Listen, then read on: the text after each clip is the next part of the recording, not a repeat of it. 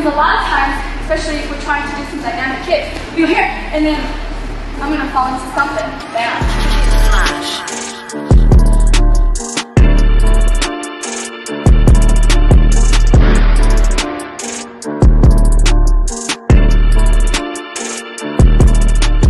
So today we're going to master countering the jab. So what we're gonna do is, for now, again, keep things simple. We're gonna get in our fight stance, right? When we throw the jab, it's gonna go from point A to point B, right? After we throw the jab, a big thing that I see people not do is keep this to guard the chin, right? So for now, we'll do a small step, okay? So we're gonna jab, and we're gonna go here, small step, and we're gonna go straight forward. I don't wanna see people jabbing to the right, or down low, or up top. You should be aiming at the neck, right? Anytime you have an opponent, we wanna kind of make a little triangle, and we're aiming here. The reason we aim here is because if this person tries to get down, I'm hitting them right in the nose, right? If they try to go up, which a lot of people like that New York style, right? They do a lot of this. If they do that, I'm hitting the chest. And so now we're disrupting the body. Now they can't come back and counter us, okay? Now when we're gonna go on the counter side, on slipping the jab, it's basically like throwing your jab. So when I throw my jab, I'm coming here, my body's turning here, right? If I step, I'm coming here, and I'm aiming right here. So now if I'm going to counter the jab, I'm basically doing the same thing, but I'm switching it, right? In boxing, you slip very little. So when Michelle throws, I'm basically coming here. It's the same thing, only now I'm not throwing my jab, right? In time, if I was you guys, I would learn to be able to throw with the person, which is some stuff that we're gonna go over with Michelle. So now, when the person throws the jab, we're coming here, and now you're actually throwing your jab, right? If we're countering inside, well, you want to go over the kick. We're gonna go over different ranges, right? So we call them A, B, and C range. A range is being long, B range is kind of in the middle, and then C range, we're in very tight. So I'm just gonna see this range. I'm too far away to throw any punches, okay? So the first range right now we're in, which range? A range, okay? So with A range, it's something I really like to do a lot. I will bait their jab, because a lot of times when people throw their jab and they're trying to connect, what happens to this backhand? They pull it back. And it's just habit, we all do it, because we're trying to touch our opponent. We go, and this hand comes back, and they're like, well, you can't touch me because I'm jabbing you. So keep your hand up, touch your face. So what we're doing is that. What is that? Like 2 inches off, okay? So 2 inches off, we're moving my body, just like you would if you throw a jab, right? So we're moving our body. This back foot is going to pivot, okay? So you see how my heel is turning towards my opponent, okay? And what that's going to do is open my hips up and allow me to get my leg up to his face, okay? As my leg comes up to his face, I'm going to hinge my body. So it's like this. And what that does is it gets my head offline, okay? So I'm gonna come here, and so now my head is offline, so he can't hit me, and my foot's coming up. And that's gonna allow me to get my foot up where it needs to be. This move is still very effective to the midsection, to the leg. If they're guarded high, which some people are, depending on their style, if they're guarded high, boom, that's like a perfect shot for you, okay? So if you can't get your head up, I just think it's like a super sweet move. You're going to take a little step, make sure you're on the ball of your foot, and you're going to get your foot up here, and your teammate is going to have their hands up, so you're just going to touch their hand, okay? So we're here, that's down. At the very end of my kick, my heel is pointing towards my opponent, okay? And when you do it slow, it's going to allow you to understand your balance, so that when your kick is finished, you can come back into a nice rounded stance. Because a lot of times, especially if we're trying to do some dynamic kicks, you'll hear, and then I'm gonna fall into something, bam, you know? So practice it the right way, and practice it slow. And if you can do it slow, then you can do it fast.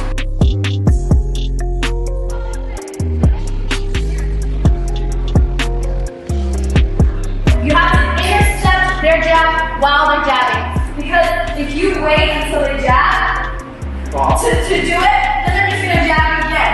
You have to do it while you're jabbing. That's the secret sauce with this move, is to do it while you're jabbing. A lot of times, the first move doesn't work, but guess what it does do? It throws them off balance. It sets you up for something else. So I want you to do is I want you to throw this head kick, and I want you to figure out something to do after that, okay? Because it's majority of the time not the first punch or kick that is going to get your opponent. you know? So you have to figure out where your body is after you're done with this kick. Because it is quite awkward, right? If you don't get the knockout, you're like, dang, like, well, now what? Okay? Up, elbow, jab up, you know, shot, elbows. Use your creative mind, use your imaginative mind.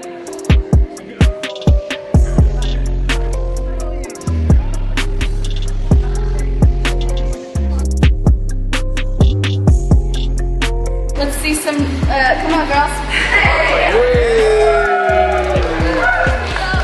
So, jab first, and then you're gonna throw the kick, and then throw your combo. Go. Boom. Nice. Okay. Alright, Jazzy, you throw your jab and you throw your kick. Go.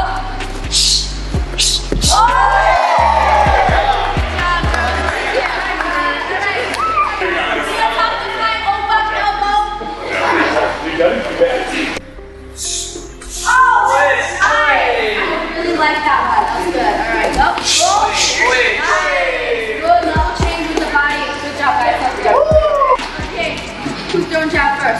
Alright, mom's throwing first. Whoa!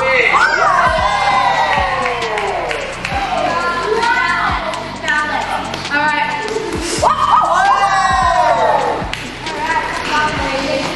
Okay. Hey, I just want to show you guys a little bit of variation of the different styles. So it's nice to kind of sometimes, even if you're injured, or if you don't feel like training, or if you have to have a day to recover, it's okay to come into class and watch your teammates spar, because you can always learn something by watching. Okay, so now we're gonna do B range, and Josh will take over this segment because he's the boxer. Yeah, so on the B range, guys, I mean, a lot of you guys are already doing it, right? Or you have the reactions to do it. My man over here had it. So it's basically the same thing. Now what we're gonna do for this, there's many different scenarios you can do, right? A lot of people, when they slip, they come back, you can pull. There's many things we can do. So anytime someone says, well, what if this, what if that? Remember, it's the fight game.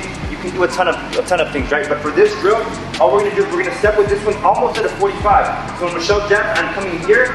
If you want to, we can jab at the same time to disrupt the body. And then now I'm gonna go overhead, okay? But I'm actually going to, if we can drill it, it's actually here, and then I'm coming right over with my cross.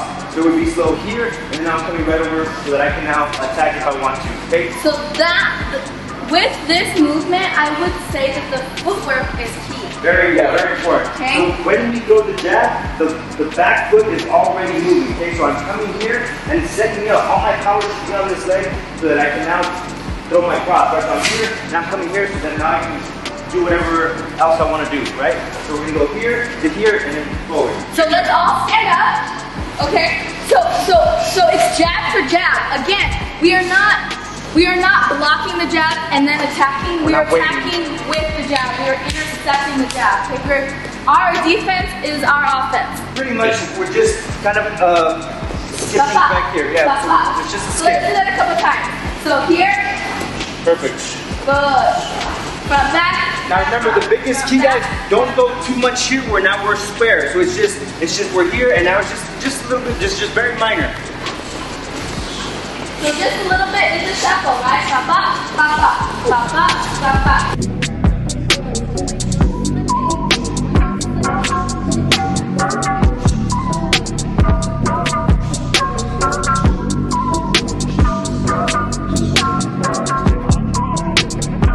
And at the same time, guys, you could be slipping punches, right? So if Michelle throws her jab, I'm slipping here. Now she throws the cross, I'm slipping here, right?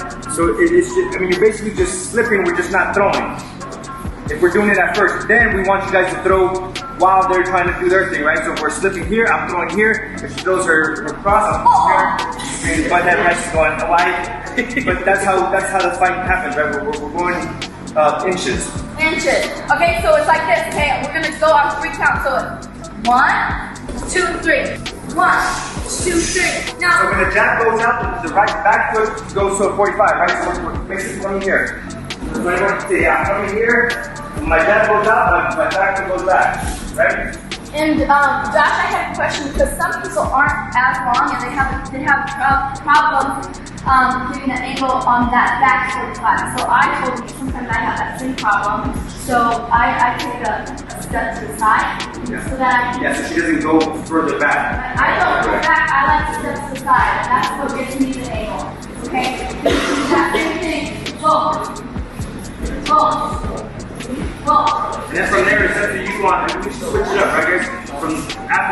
instead of throwing the right hand over, now we put them across. Right? Now I'm gonna stay in the pocket. So if she comes here, I already do this. I can come this way, kind of Mike Tyson it, and do your thing there, right? Okay, so. And for right now, guys, like, I mean, you guys have love. So just try to hit here, right? So we disrupt the body. Yeah, hit the chest. Not like hit it, just like place Tap it. Yeah, very, very nice placement. So I'm jabbing and Josh is flipping and jabbing. And do your partner a favor and aim for their neck. Because if you're trying to make it easy for them to do this. Yeah. And then in the fight, it's instant, right? It happens so fast that when I am trying to throw, that's why you see when they slow it down, they're missing at a small amount. So if I'm aiming at Michelle's nose, by the time she does her thing, it's really gone, right? That's just happens. So just like Michelle said, aim at their neck. Help them out so they movement the right way. If you guys take this home and you guys start drilling it, I was telling a few of you guys, let's say they're throwing the jab. It's okay to block it in the pocket, right? Get that timing like someone said, right? Do I just do it right away? No, sometimes we're going to be surprised by how fast someone is. If I call for something in the fight, that doesn't mean do it right away. That means I see that, and when you see the opening, you do it. You go for it. Now pay attention for it. Now you go for it when you see it, right? But it can't just be, you know, a lot of people are 1-2 and the person's trying to go 1-2. Guess what? The other person hears the same thing, right? So now they're thinking, okay, well, I'm going to counter the 2 or whatever, right? So here, you just capitalize on slipping the jab and taking and jabbing him. But what ends up happening a lot of times is you go, boom, I got you. And then you come right back here, right? So take advantage of this angle that you just took, okay? In fighting, you always want to try to take your opponent's back. The weak side. We call it the weak side, right? So whatever shoulder's in front, that's going to be the weak side. So if I'm going with Michelle and I go here, now the weak side comes in there, right? It's just very simple for me to create a big angle with a small step. Okay, so here it is. Josh is going to jab. I step off, okay? And it's the shuffle, okay? Little shuffle. Pop, pop, okay? So, here, step, step, step, okay? Step, step, step. Step, step, step. Alright, so whatever punch you want to do after, or kick, or fit in, go for it. And it'll be 1 for 1.